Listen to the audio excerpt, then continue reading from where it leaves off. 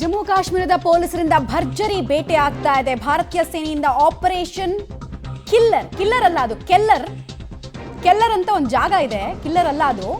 Encounter ನಲ್ಲಿ 3 ಲಷ್ಕರ್ ಉಗ್ರರು finish ಆಗಿದ್ದಾರೆ ಅನ್ನೋ ಮಾಹಿತಿ ಸಿಗ್ತಾ ಇದೆ. ಉಗ್ರರ ಹತ್ಯೆ ಇದನ್ನ ಖಚಿತಪಡಿಸ್ತಾ ಇದೆ ಭಾರತೀಯ ಸೇನೆ.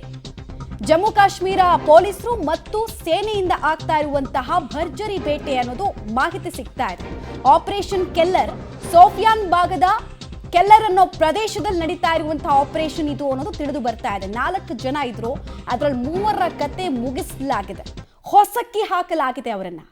ಬಂತು ನೋಡಿ ಡೀಟೇಲ್ಸ್. ಆಪರೇಷನ್ ಕೆಲ್ಲರ್ ಜಾರಿಯಲ್ಲಿದೆ. ಇವರೆಲ್ಲರೂ ಕೂಡ ಲಷ್ಕರ್ ಎ ತೊಯ್ಬಾದ ಉಗ್ರರು ಅಂತ ಹೇಳಲಾಗ್ತಾ ಇದೆ. ಅದೇನು ಕಾಕತಾಳೀಯನೋ ಏನೋ ಗೊತ್ತಿಲ್ಲ, ಇಲ್ಲೂ 4 ಜನ ಇದ್ರಂತೆ. ಆಮೇಲೆ ಪಹಲ್ಗಾಮ್ ಅಟ್ಯಾಕ್ ಮಾಡಿದವರು 4 ಜನ. ಆಮೇಲೆ ಶೋಪಿಯಾನ್ನಲ್ಲೇ ಫಸ್ಟ್ ಪೋಸ್ಟ್ ಹಾಕಿದ್ದು ಪೊಲೀಸರು. ಈ ಉಗ್ರರ ಬಗ್ಗೆ ಏನಾದರೂ ಮಾಹಿತಿ ಸಿಕ್ಕಿದ್ರೆ 20 ಲಕ್ಷ ಕೊಡ್ತೀವಿ ನಿಮಗೆ ಮಾಹಿತಿ ಕೊಟ್ಟೋರಿಗೆ ಅಂತ. ಅದಾದ ಬೆನ್ನಲ್ಲೇ ಈ ಡೆವಲಪ್ಮೆಂಟ್. ಹೀಗಾಗಿ ಒಂದು ಕ್ಯೂರಿಯಾಸಿಟಿ ಇದೆ, ಸಂಶಯ ಬಗೆಹರಿಸೋ ಕೆಲಸ ಆಗಬೇಕು.